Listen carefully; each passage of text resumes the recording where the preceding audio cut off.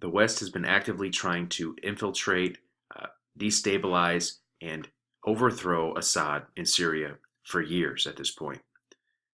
For years, they've been trying to do this. Assad serves as a blockade against Saudi and Qatari gas pipelines going from their countries right through Syria, right into Europe. This would effectively cut Gazprom, a Russian company, a massive Russian company, Gazprom, out of the picture. Gazprom actively supplies just under 50% of the natural gas going into Europe. We have wintertime coming up. There are millions of refugees or combatants or terrorists or whatever you want to call them.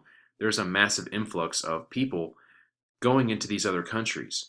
Like I said, winter's coming up. These pipelines are a key, critical piece of infrastructure that many people's lives depend on. So watch for sabotage potentially or false flags to go down on those pipelines. But the reason why Russia stepped in this situation here in Syria is because if Assad were to go, then there would be nothing stopping these pipelines going right through Syria.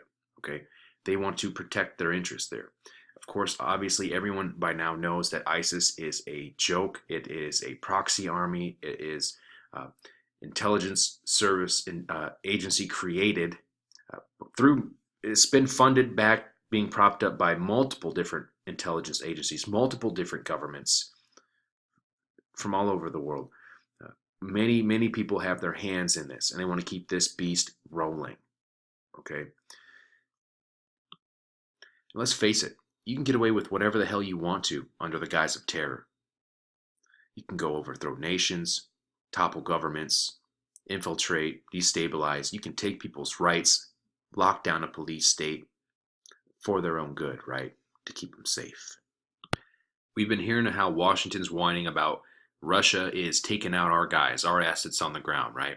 Our guys are fighting for their lives. Well, those are not our guys. Those are John McCain's boys. Okay, the military-industrial complex proxy army division there, if you ask me. Now, these guys include bona fide, moderate terrorists trained by Western military alliance. Without a doubt, you cannot deny this. It also includes Western military advisors, intelligence agents, mercenaries, often recruited for by private security companies operating on the ground in Syria since 2011. And by making these accusations against Russia for not targeting ISIS on the ground, for targeting the CIA-backed assets, they're openly admitting there's operations on the ground in support of Al-Qaeda affiliated terrorists. Okay?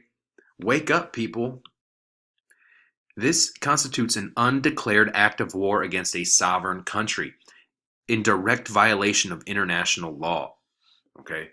I mean, this is what's going on. This is what they've been doing for decades. For decades. But don't worry, the defense secretary came out today, Carter, and said, well, he's got a plan, first of all, right?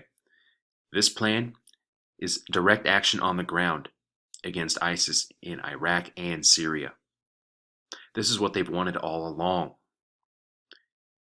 They introduced the proxy army to go in and destabilize the area, to cause chaos. Then they can come in and it justifies their presence in that region. Both sides want Assad out of there. Do you see? Now, don't forget, just recently, Iraq gave Russia the green light to continue their bombing campaign in Iraq. I could go on, but they'll probably pull this video already. This is SPIRO.